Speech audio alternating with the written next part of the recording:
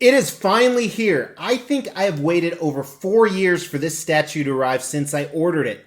4 years. Some people get married and divorced, and married and divorced, and married and divorced, and then killed within 4 years. I actually can't tell you how long I've had it on order because it predates when I started recording what statues I bought. But this is one of my most anticipated pieces, this quarter scale custom Colossus vs Sentinel. It goes with the rest of my line behind me, one of my favorite lines in my collection. Today, we're going to check him out.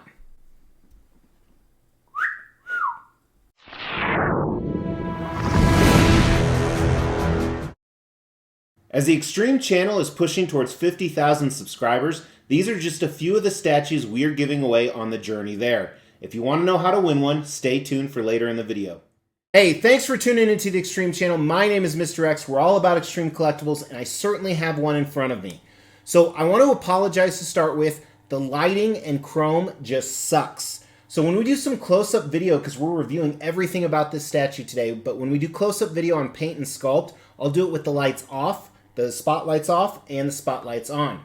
But this is officially custom, quarter-scale Colossus vs Sentinel. And as I said, it's part of a huge line I have. Most of it is on that top shelf behind me. So custom means it's a private unlicensed commission. This guy has been sold out for 4 years. We've waited forever. He is finally here. He goes along with that X-Men, the Cyclops, the Rogue, which you can't see, and the Magneto on the end. Then he fits in really well with some other pieces. So custom means it's a private unlicensed commission. Marvel did not approve of this, but I approve of it. One of the problems when ordering statues is you are so anticipating them, but after 4 years, you go through a roller coaster ride. Do you even want it anymore? But he is finally here. He's going to go where Professor X is. So you guys will be able to see him in all of his glory moving forward in all the videos. But I'm stoked. I grew up with the 90s X-Men cartoon as well as X-Men comics in the 80s and 90s, and Colossus was such an incredible badass. I don't think they did him justice in the Deadpool movies or even some of the Fox X-Men movies, but hopefully that changes in the MCU. But for now, let's focus on this guy and kick it off with concept of this statue. Pretty simple, he's destroying a Sentinel. Now what I really like about these pieces, and it's more of a design thing, but they are actually scaled correctly. For example, here's a closer look at that Cyclops I was talking about. The Sentinel hand alone is gigantic, where if you look at pieces like from Sideshow Collectibles, the hand is tiny. But a Sentinel would truly be huge, and honestly, probably even a little bit bigger than this. But the base itself is actually the Sentinel head, which is so incredibly cool. And it is battle damage. Battle damage like there's no tomorrow. Maybe it's damage from other fights, but a lot of it as you get towards the top, and you can see that Colossus has actually ripped his eye out and is smashing the top of his head with his feet. You know that he has taken the Sentinel out. He is truly doing some crazy, crazy damage to this guy. And he is showing his power. He's in a victorious pose. He's in a rage pose almost.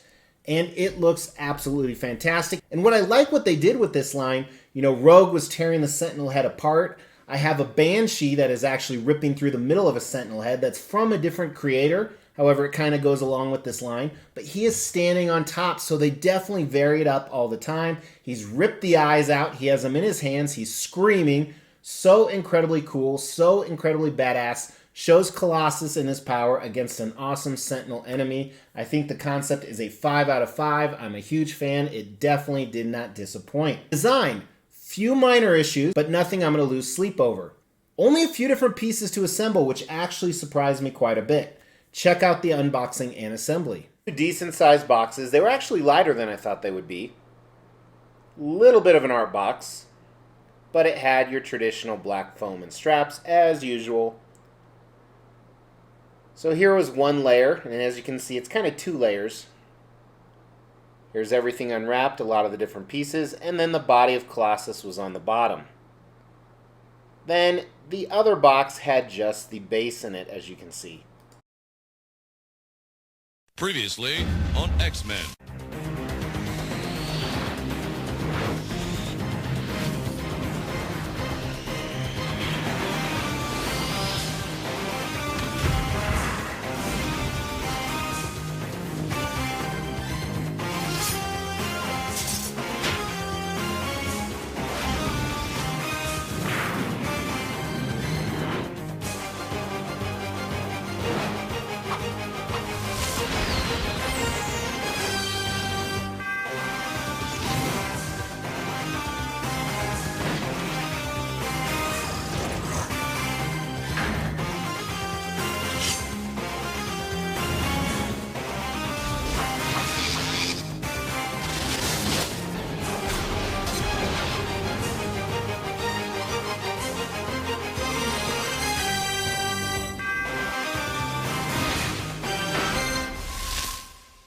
All right, so there are a few different display options. First, this eye on the front, as you can see, has a light up feature. It's not the best, but here it is lit up. Now, it's kind of annoying. So there's a large cavity in here and the light is tiny. Then there's a large cavity down there. So I actually grabbed some foam to kind of hold that light over here. But again, not very practical, and I don't use light up features too often. Now, there are 3 different portraits. In my opinion, 2 of them suck. But you only need one head. So this first one here, his mouth is closed. He doesn't have a lot of emotion, which doesn't fit the scene in my opinion. Next one, his teeth are baring. And there's not really any detail on his teeth. So while the emotion on this kind of fits the scene, I'm not a fan. Those 2 went back in the box. And then of course you have the screaming one that I'm a fan of that you see displayed. Now let's measure him. The widest part of the base is probably about 17.5, 18 inches. The tallest part, very tall quarter scale statue, so quarter scale meaning 4 times smaller than a real life version, is probably near 29 inches. And then the deepest part, of course you could display him at an angle, but is 22 inches or so, maybe 23. Kind of hard to measure because the proportions are all over the place. Now, if you saw during the assembly, getting this to connect to his hand here and then down here was some trouble. Now you got to figure this was shipped from China on a boat. Temperature fluctuations definitely affect resin and plastic. So that was the reason for the issues with that. I actually used a tiny bead of glue to keep it in there, otherwise it kept popping out. Sometimes when it's really long, it just won't stay in the hole. That's what she said. And then also these wires on the right, they're just a friction pin. They were falling out a few times. I'm not too worried about it because they're more of a plastic material. Originally, I thought they'd use real wires. I like these sculpted wires better, in my opinion. So really, I think design's done well. Everything is working fine. It fits together well. I think it's a 4 out of 5 on design, despite some of the issues that it had. Now, paint and sculpt's a tough one because of the chrome. So let's just dive into that with some close-up video. So first, with the lights off, like we talked about, we'll look at the chrome. And it's still pretty bright with some of the cam lights in here. But there is some great definition, not only in the musculature, but just, I like kind of, it looks plated. So I think that's pretty cool. Not a lot of chrome on him other than the sides and his thighs. But you definitely see the definition there, and those bright lights just really wash that out. So here's the only portrait I have interest in. And again, there's some good definition. You can't tell if his eyes are opened or closed, unfortunately. I think the hair could have been better, even though this is actually accurate to Colossus.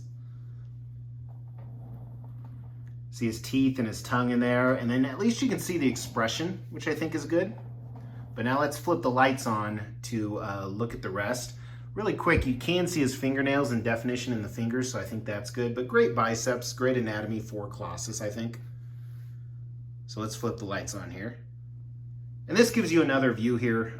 So it is washed out, not as bad as I thought, but almost too shiny with all those lights. So let's look at the rest of it, starting with his suit.